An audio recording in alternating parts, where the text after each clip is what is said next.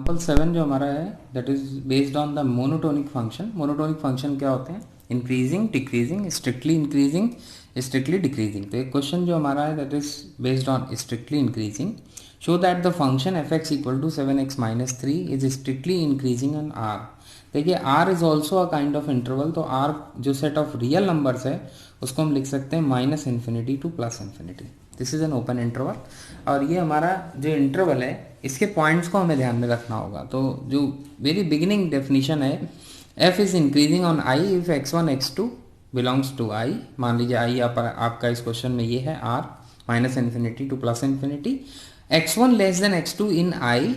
X कोई दो points हमें लेने हैं जिनमें ये रिलेशन होता हो, मतलब पहला नंबर और दूसरा नंबर के बीच में लेस देन का साइन हो, पहला दूसरे से कम हो इन आई, और ये अगर इम्प्लाई कर दे that F X one is less than F X two, then we will say that the function is increasing. तो चलिए स्टार्ट करते हैं। तो एक हमने रैंडम अप्रोच जो है सिस्टमैटिक अप्रोच कि x1 x2 हमारा हमने आई में लिया फॉर एग्जांपल। तो ये आई क्या है? ऑफ कोर्स ये हमारा रियल नंबर में है, तो आई हमारा minus infinity to plus infinity हो गया। तो अब हमें ये शो करना है कि क्या x1 लेस देन x2 ये इम्प्लाई करेगा f(x1) लेस देन f(x2)। तो हम क्या करेंगे, इसको फंक्शन में कन्वर्ट करेंगे। मतलब अगर हमारा x1 है तो हमें f ऑफ x1 चाहिए, x2 है तो हमें f ऑफ x2 चाहिए। तो हम कन्वर्ट कैसे करेंगे?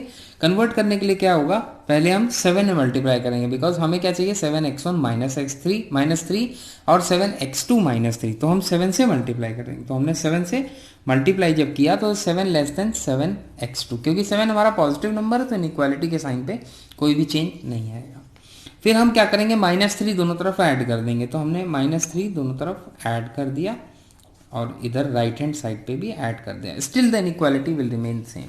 अब आप देखिए ये जो एक्सप्रेशन है that is f of x1, तो f ऑफ x1 हो गया and this is less then f of x2। तो ये ऑटोमेटिकली स्टैब्लिश हो गई। ओके, नाउ अब ये हमारे पास क्या आ गया कि क्योंकि लेस देन का साइन हम लेके चले थे, इक्वालिटी हमने नहीं ली इसके साथ में, देयरफॉर हम कहेंगे कि f जो है हमारा f x equal to 7x minus 3 is strictly increasing function. तो ये हमारा स्ट्रिक्टली इंक्रीजिंग फंक्शन हो गया। अब इसको हम देखिए ग्राफ से भी थोड़ा सा देखेंगे और एक हमारे पास जो डेरिवेटिव टेस्ट होता है उससे भी हम देख सकते हैं। तो डेरिवेटिव टेस्ट ये कहता है, तो ये एक मेथड हो गया हमारा, this is first method.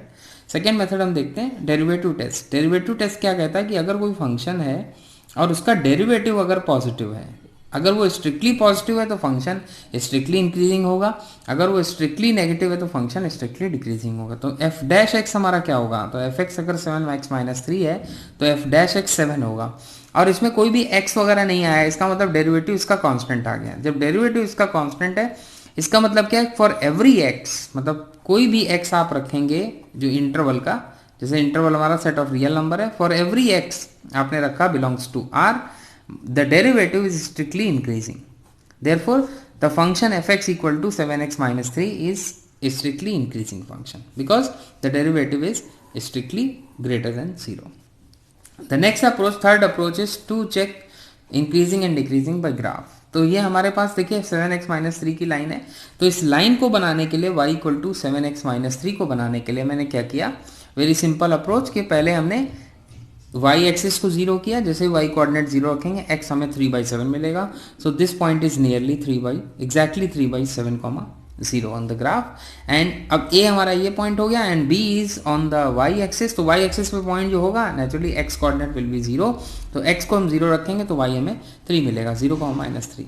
Now आप आसानी से चेक कर सकते हैं with this condition that x1 is less than x2 will imply that fx1 is less then fx2। For example आपने x1 और x2 ये पॉइंट लिए, तो x1 के at x1 we have fx1 is this one. तो let us suppose this point is q और हमने x2 पे fx2 लिखा और ये पॉइंट हमारा मान लीजिए r है। तो fx1, तो x1 पे जो fx1 मिला और x2 पे जो fx2 मिला, तो x1 और x2 के बीच में रिलेशन क्या है, लेस देन का है, और ये इंप्लाई कर रहा है that fx1 is less then fx2। इसका मतलब क्या है, by graph this condition is also verified that x1 is less than x2 will imply that fx1 is less than fx2। तो ये ग्राफिकल से हमारा भी इजीली वेरीफाई हो गया। In the similar way points आप यहाँ ले सकते हैं, you will get the same condition.